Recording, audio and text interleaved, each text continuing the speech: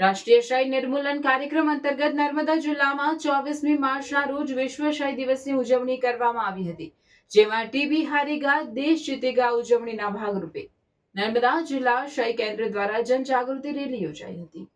મહાનુભાવોના હસ્તે જિલ્લા ક્ષય કેન્દ્રના કેમ્પસ ખાતેથી લીલી ઝંડી આપીને રેલીનું પ્રસ્થાન કરાવાયું। જૂની સિવિલ હોસ્પિટલ કેમ્પસ જિલ્લા ક્ષય કેન્દ્ર ખાતેથી પ્રારંભાયેલી જનજાગૃતિ રેલી જૂની કોટ, સફેદ ટાવર, સંતોષ ચોકડી થઈને શહેરના મુખ્ય માર્ગ પરથી પસાર થઈને રેડ ક્રોસ સોસાયટી ખાતે સંપન્ન થઈ હતી। રેલીમાં નર્સિંગ કોલેજના તાલીમાર્થીઓ, આરોગ્ય કર્મીઓ મોટી સંખ્યામાં જોડાઈને વિવિધ સ્લોગનના ઉચ્ચારણ અને પ્લે કાર્ડ, બેનર સાથે ટીબી જાગૃતિનો સંદેશ આપ્યો હતો।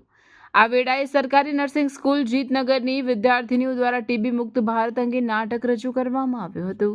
આપણા ગુજરાત રાજ્યમાં આની ઝુંબેશ 100 દિવસ માટે ચાલશે। આજથી 100 દિવસ માટે જે આપણા vulnerable high risk population, high risk villages છે, જે નર્મદા જિલ્લામાં 146 છે અને આશરે 1,53,000ની વસ્તી છે, એ તમામનું આજથી આપણે સ્ક્રીનિંગ સ્ટાર્ટ કરીશું અને સ્ક્રીનિંગમાં ખાસ કરીને 14 વર્ષથી મોટા તમામ લોકોને આપણે એક્સરે પાડીશું। બધા જ 14 વર્ષથી મોટા બધા જ લોકોને આપણે એક્સરે પડશે અને એની માટે આપણે એક્સરેની વાન જશે।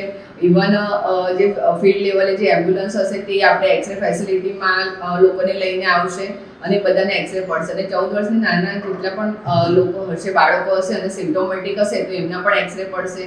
જેને પણ 10 લક્ષણો હશે એ 10 લક્ષણોનું સ્ક્રીનિંગ કરવામાં આવશે। એમાં આરોગ્ય સ્ટાફ, જનરલ હેલ્થ સ્ટાફ ઘરે જઈને આ લોકોનું સ્ક્રીનિંગ કરશે અને જેને પણ લક્ષણો હશે એમનું સ્પુટમ લઈ અને એને ટ્રુનટ સાઇટ પર મોકલવામાં આવશે અને એ રીતના આ એક આપણે ટીબી મુક્ત ભારત અભિયાનની ઝુંબેશ સ્ટાર્ટ થશે।